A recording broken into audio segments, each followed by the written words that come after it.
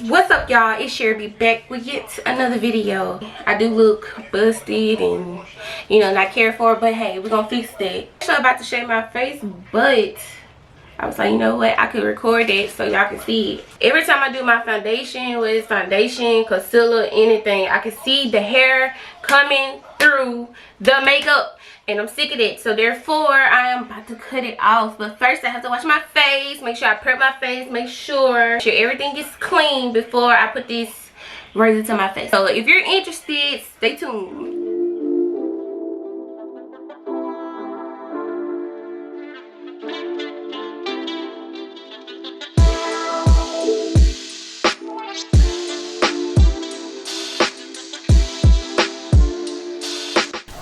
Hey y'all, it's me again, SHAVED. But I was just trying to show y'all an up close picture of the hair that's actually on my face. Like, you can actually see it when I wash my face. Like, it's ridiculous.